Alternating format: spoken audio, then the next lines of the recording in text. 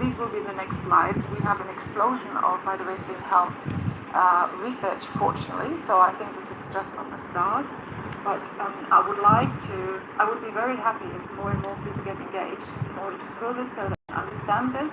And finally, and this is probably also jumping to my last slide, also for developing management, what exposure of biodiversity we need and how can we actually also help to experience biodiversity so that health outcomes can be increased. So, for example, through space describing. Social describing, yeah. Thanks. There are two more questions, but I don't know if you want to continue or to answer them first. Maybe I will just read them to you, and you decide if you will address them later in your lecture or you want to address them now. First one is, how can we translate the concepts, theory, and framework into home, schools, and community setting? That's interesting. And the second one, can we imagine then, if there are species disappearing, we could have new species appearing? What are the estimations on this subject? Okay, maybe I just, so with the first one, how can we translate it? I hope that some of this is going to be in the next slide as well, or at the end, and I would love to discuss this with all of you, because I'm sure you all have even much greater experience than I may have, wherever you come from. The second one is, yes, we obviously have new species arriving, and they may have some functions which may also be good. Having said this, very often the species can't keep up with the decline, and we're seeing that there are a lot of extinctions. And and some things, for example, can't be replaced. For example, cocoa needs to be pollinated by insects, by bees.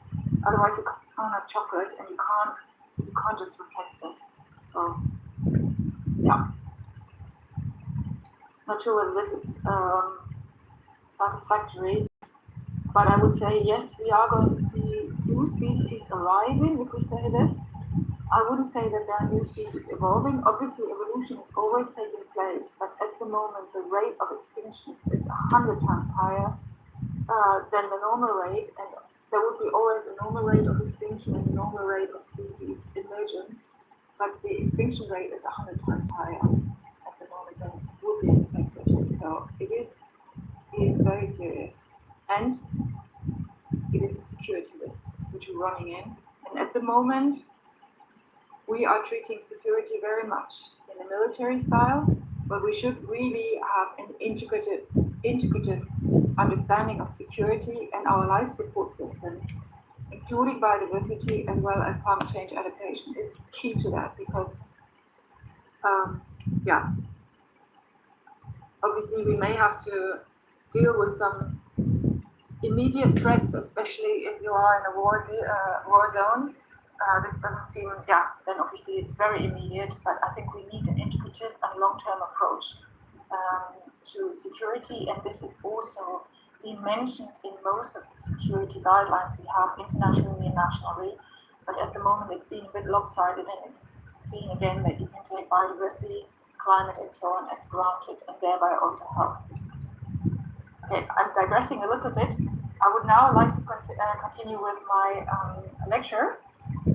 And please let me know, or if you don't understand anything now.